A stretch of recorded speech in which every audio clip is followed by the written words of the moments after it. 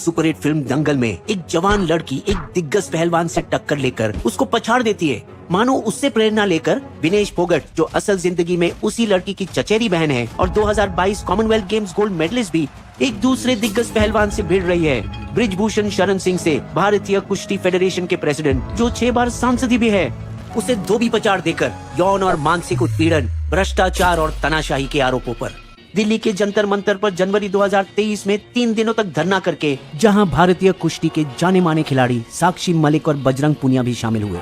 उन्हें हर संभव मदद की जरूरत थी, क्योंकि बृजभूषण सिंह कोई मामूली नेता नहीं, बल्कि इतना बेगैरत कि जोर जबरदस्ती से वो कुश्ती के खेल पर अपना राज चलाता है। लखनऊ उनका गढ़ है और आरोप ये है कि वहाँ कैंप्स लगवाकर वो गरीब युवा लड़की पहलवानों का आसानी से शोषण कर सकता था, क्योंकि वहाँ के लोकल मीडिया और पुलिस उनकी कठपुतली है। विशाल पैमाने पर कमाए गैर कानूनी धन के जरिए, जिसने उसे कुश्ती प्रशासन में तेजी से ऊपर ले जाने में मदद की। पहले गोंडा जिला कुश्ती संघ का प्रेसिडेंट बने, फिर उत्तर प्रदेश कुश्ती संघ का और अंत में राष्ट्रीय कुश्ती महासंघ का प्रेसिडेंट। अपना बड़ा अहंकार लेकर सिंह कई कुश्ती प्रतियोगिताओं में, चाहे जूनियर हो या सीनियर, एसयूवी के बड़े काफिलों में आता है।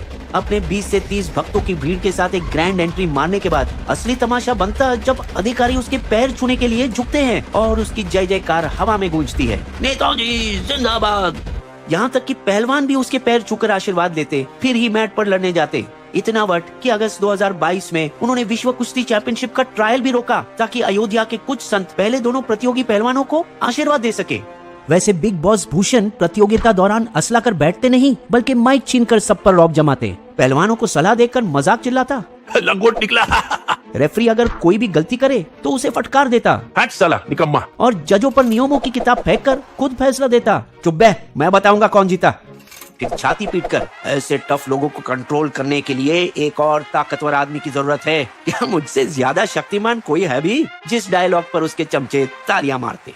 दबदबा बनाए रखने की ऐसी चुल थी कि स्टेडियम में सीसीटीवी कैमरा लगवाए 2020 नेशनल चैंपियनशिप के दौरान, ताकि वो मुकाबलों की निगरानी अपने ऑफिस से भी रख सके। मिजाज के इतने गरम कि कभी तो खिलाड़ियों की बेइज्जती भी कर देते। महाराज एक मौका मिला जवान पहलवान को कस के चमाट, जो उनसे अंडर 15 नेशनल चैंपियनशिप में खेलने की लगातार गुहार लगा रहा था।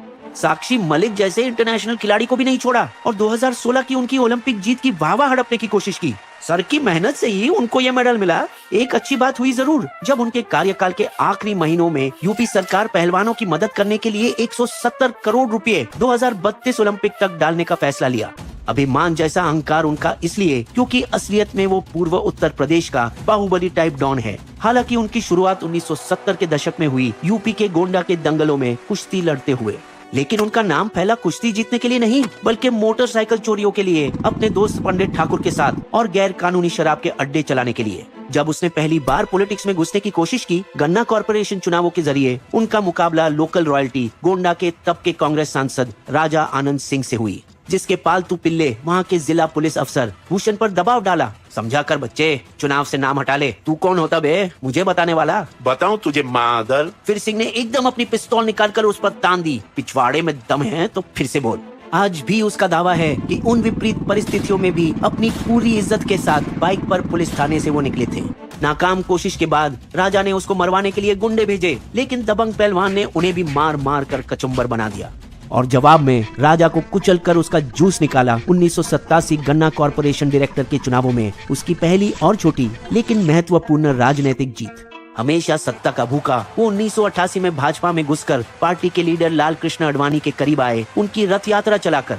और कार सेवा के दौरान उसने कट्टरपंथी नेता उमा भारती और वीएचपी के अशोक सिंघल के साथ दोस्ती बनाई, जिससे उसे 1991 के लोकसभा चुनावों के लिए भाजपा का टिकट मिला, जहां उसने अपने पुराने दुश्मन गोंडा के राजा को रिकॉर्ड 1,13,000 वोटों से हराया। एक साल बाद 40 नेताओं पर जो आरोप लगे बाबरी मस्जिद गिराने के, उनमें भूषण का भी नाम था, कार सेवकों को हकला और फावड़ा देने के इल्जाम में। 1993 में उसके बाइक चुराने वाले पार्टनर पंडित ठाकुर से पैसों के झगड़े में गोलीबारी चली, जिसमें ठाकुर को गहरी चोट लगी और उनकी दोस्ती दुश्मनी में बदल गई। आखिरकार 1996 में उसे टाडा में गिरफ्तार किया गया, दाऊद इब्राहिम के शूटरों को शरण देने के लिए, उस समय का मोस्ट वांटेड गैंगस्टर। मगर तब तक भाजपा के अंदर उसके कनेक्शन इतने गहरे थे कि कोई आम कार्यकर्ता नहीं, बल्कि देश के होने वाले प्रधानमंत्री अटल बिहारी वाजपेयी ने उसे जेल में चिट्ठी लिखी, सहस रखो और याद करो सावरकर जी को, जिन्हें आजीवन कारावास की सजा दी गई थी। जेल से छूटने के बाद वो अपने को इतना शक्तिशाली समझने लगे कि आरएसएस नेता नानाजी देशमुख से भी टक्कर ली अपने शहर गोंडा का नाम बदलने के मुद्दे पर। इससे भाजपा के पंख तितर बितर हुए और उसे गोंडा से चुनाव लड़ने का टिकट से भी बड़े हो, यहाँ तक कि भाजपा की योगी सरकार को भी चीर डाला बाढ़ की अक्षम तैयारी पर। इन्होंने तो जनता को भगवान भरोसे छोड़ दिया। जब राज ठाकरे अयोध्या के राम मंदिर आना चाहा तो सिंह उसे धमकी दे डाली। मुंबई में उत्तर भारतीय वर्कर्स के खिलाफ जो शब्द तुमने बोले, पहले उसके लिए माफी मांगो। बाबा रामदेव पर भी बरसे, जिस पर महर्षि पतंजलि के नाम का गलत इस्तेमाल करने का आरोप लगाया, जो उनके ही गोंडा जिले के थे। फिर उसे और ठोका, कहते हुए कि उसकी कंपनी घटिया सामान बेचती थी। अब उसके खिलाफ कुश्ती आंदोलन का पासा पलटना चाहा, ये दावा करके कि हरियाणवी बाबा बदले में पहलवानों को फंड करके उनके खिलाफ भड़का रहे थे। वैसे ये एक भेद लाने वाली बात है, जहां यूपी के बड़े पहलवान भी ये आंदोलन हरियाणवी लॉबी का खेल समझते हैं। प्रोटेस्ट करने वाले केवल हरियाणा से ही है। वे ये सब कर रहे हैं ताकि कुश्ती का शासन वो अपनी मुट्ठी में ले सके। चूंकि ये आरोपों की झड़ी भूषण के तीसरे और आखिरी आधिकारिक कार्यकाल के अंत में आई, हो सकता है इससे यूपी की कुश्ती पर पकड़ मिट सके। गद्दी का एक दावेदार हरियाणा के राज्यसभा सांसद दीपेंद्र सिंह हुड्डा है, वही शख्स जिन्हें भूषण ने 2012 के चुनाव में हराए थे, पर जो अब वापस मैदान में आने की तैयारी में है। पर सच तो ये है कि भूषण और हरियाणा पहलवानों के बीच टकराव पिछले कुछ सालों से होते आ रहे। पहला कारण क्योंकि हरियाणा में सैकड़ों होनहार खिलाड़ी है, कुछ पहलवान दूसरे राज्यों में जाकर खेलते हैं, लेकिन भूषण ने इस पर रोक लगाकर उनकी तरक्की पर बाधा डाला। संदीप यादव, पूर्व मेडलिस्ट और भूषण का चेला, भी इसकी शिकायत की। हरियाणा के पहलवानों का दबदबा होने से हमें अंतर्राष्ट्रीय टूर्नामेंटों में कम मौके मिलते हैं। लेकिन हरियाणा से इतने अच्छे पहलवान इसीलिए निकलते हैं क्योंकि सरकार, पंचायत और परिवार एक साथ आकर उनको सफल बनाने में मदद करती है। यहाँ तक कि हरियाणा की शक्तिशाली सर्वजतिया खाप महापंचायत भी पहलवानों के समर्थन में आई। कुश्ती फेडरेशन के प्रेसिडेंट को बर्खास्त करो और मामले की जांच एक रिटायर्ड जज से करवाओ। दूसरा कारण ये है कि उसने अंतर्राष्ट्रीय खिलाड़ियों को नेशनल चैंपियनशिप खेलना अनिवार्य बनाया है, लेकिन अंतर्राष्ट्रीय शेड्यूल इतने कठिन रहते हैं कि सिर्फ एक टूर्नामेंट के लिए वापस आना बहुत मुश्किल होता। फिर उन्होंने सभी विदेशी कोचों के कॉन्ट्रैक्ट खत्म किए जिन्होंने भारत के दिग्गज पहलवानों को मेडल जिताया था। बजरंग पूनिया के पूर्व कोच शाको बेंटिंडिस फेडरेशन पर बरस गए। 35 सालों मैंने दुनिया भर में कोचिंग की, लेकिन ऐसी गैर जिम्मेदारी नहीं देखी। मेडल जीते हम JSW और ओलंपिक गोल्ड क्वेस्ट जैसे प्राइवेट संस्थाओं की मदद से, लेकिन इस बाहुबली को हिलाना मुश्किल होगा क्योंकि कानून भी उसका आज तक कुछ नहीं बिगाड़ पाया। 30 से अधिक आपराधिक मामलों से उसे छूट मिली है।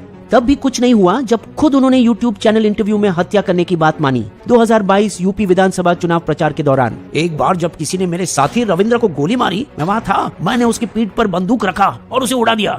अपनी बचाव के लिए है उसका बढ़ता हुआ पैसों का भंडार, जो कहा जाता है बना शराब के ठेकों से, कोयला खनन और सारियों और घाघरा नदियों से गैर कानून। हालांकि सबसे ज्यादा पैसों उन्होंने अपने 48 शिक्षण संस्थाओं से बनाए, जो गोंडा, बस्ती, बहरच और अयोध्या जिले में है, जिसके लिए ये भी कहा जाता है कि वहाँ के कई लोगों से जबरन जमीन खरीदी गई। नवाबगंज में मशहूर नंदिनी नगर महाविद्यालय की बाउंड्री कभी बनी ही नहीं, जिसका परिसर का निर्माण पूरा होने के 15 साल बाद भी और बढ़ रही। और भले ही ये सब प्राइवेट कॉलेज है जो अपने छात्रों से बड़ी फीस लेती, जुगाड़ू भूषण सरकारी सब्सिडी लेने में भी कामयाब रहे और दोनों हाथों से मजे चखे। पर असली पैसा उन छात्रों से आता है जो चीटिंग से पास होने के लिए देते हैं, जिससे भूषण को नकल माफिया का खिताब भी दिया गया। दरअसल कॉलेज टीचर से बहुत फायदे हैं। एक तो सभी उसे वोट देते और 100 से 200 का फौज चुनाव के दौरान फ्री में उसका प्रचार करता है। सिंह, जो खुद ठाकुर है, गोंदा में जातिगत समीकरणों को पलट दिया है। बचपन में मैं ब्राह्मणों के पैर छूता था, आज जवान ब्राह्मण लड़के मेरे पैर छूते हैं और मुझे गुरुजी गुरुजी कहते हैं। अब भूषण भी एक मॉडर्न राजा बन चुका है, अपने पहले विरोधी राजा आनंद सिंह की तरह हेलीपैड समेत एक महल जैसे घर में रहकर। इस पेशे के फायदे देखकर उसका पूरा परिवार राजनीति में आ गया। पत्नी केतकी दवे सिंह गोंडा जिला पंचायत अध्यक्ष है। एक बेटा प्रतीक भूषण सिंह गोंडा सदर सीट से विधायक, जबकि दूसरा बेटा करण भूषण सिंह कुश्ती फेडरेशन का वाइस प्रेसिडेंट। अब इनके खिलाफ जंतर मंतर में कड़ा आंदोलन चला है, जिसमें हरियाणा और दिल्ली NCR के कई सारे उभरते हुए नए पहलवान शामिल है। बबीता फोगट, जिनकी जिंदगी पर दंगल पिक्चर बनी और अब सत्ता में बैठी भाजपा नेता है, वो भी साथ देने आई। मैं अपने साथियों को भरोसा दिलाती हूँ कि सरकार उनके साथ है। यूपी के राजनीति और कुश्ती में भूषण का इतना दबदबा होने के बावजूद खेल मंत्री अनुराग ठाकुर को प्रोटेस्ट कर रहे पहलवानों को शांत करने का तरीका निकालना पड़ा। बृजभूषण सिंह को अभी के लिए अपने पद से हटना होगा। वैसे boxing champion MC Mary Kom के तहत जांच समिति जो बनाई गई, वो पहले ही अपनी 1 महीने की समय सीमा पार कर चुकी है, बिना कोई रिपोर्ट दर्ज किए। हालांकि ABP न्यूज के एक स्टिंग ऑपरेशन के मुताबिक योगेश्वर दत्त के कोच रामफल मन कमेटी की सुनवाई की सारी अंदर की बातें भूषण को बता दी, जिससे विनेश फोगट ने आरोप लगाया कि 2012 के ओलंपिक ब्रॉन्ज मेडल विजेता और कमेटी के सदस्य योगेश्वर दत्त भूषण की गोदी में बैठ उसे गुप्त जानकारी खिलाते रहते हैं। इन घटनाओं से चिंतित यूनाइटेड वर्ल्ड रेसलिंग भारत को इस साल की एशियाई कुश्ती चैंपियनशिप की मेजबानी करने से हटाया। फीफा ने भी कुछ समय पहले इसी तरह मान्यता हटाई थी भारतीय फुटबॉल फेडरेशन की, जब सुप्रीम कोर्ट इसको चलाने के लिए एक कमेटी नियुक्त की, क्योंकि सभी अंतर्राष्ट्रीय फेडरेशन के मुताबिक कमेटी आजाद तरीके से नहीं चुनी गई। इस बीच हरियाणा के बड़े पहलवान जिद में अंतर्राष्ट्रीय प्रतियोगिताओं में भाग लेने से इनकार कर रहे हम प्रोटेस्ट करके थक चुके हैं और अपनी जगह कम रैंक वाले प्रतियोगियों को दे दिए, लेकिन असल में वो भारतीय अधिकारियों पर दबाव बना रहे तो भारत को कोई मेडल नहीं मिलेगा। कोई तो खेल छोड़ने की धमकी तक दे रहे। अगर वो प्रेसिडेंट बने रहेंगे तो मैं और विनेश दोनों इस्तीफा दे देंगे। 2023 भारतीय पहलवानों के लिए बड़ा जरूरी साल है, क्योंकि इसमें एशियाई गेम्स और 2024 पेरिस ओलंपिक क्वालिफायर दोनों होंगे। चल रहा विवाद 2 बार ओलंपिक मेडल विजेता आसान तरीका है फेडरेशनों से राजनेताओं को लात मार के बाहर फेंकना। भारत के 12 प्रमुख खेल फेडरेशन वही उत्पीड़न के आरोपों के बाद, जबकि भाजपा ने 2018 में केंद्रीय मंत्री एमजे अकबर और 2019 में यूपी विधायक कुलदीप सिंह सेंगर को इसी तरह के आरोपों पर बाहर का रास्ता दिखाया था। डर है कि अगर भाजपा गोंडा के इस बाहुबली नेता को परेशान या सबक सिखाने के लिए कोशिश करी तो पूर्व मध्य यूपी में कई सीट खोने का जोखिम रहेगा। मगर ये भी डर है कि कहीं बाहुबली अमित शाह पर वाजपेयी वाली बेवफाई न कर जाए, यानी 2024 चुनाव से पहले भाजपा छोड़कर अखिलेश से हाथ मिलाए। बिस्बो की शायरी, पहलवानों ने कुश्ती साफ करने का उठाया बीड़ा, घमंडी प्रेसिडेंट को हुआ बहुत पीड़ा। बाहुबली के पास है ताकत और पैसे की मलाई, पर खिलाड़ियों की है ये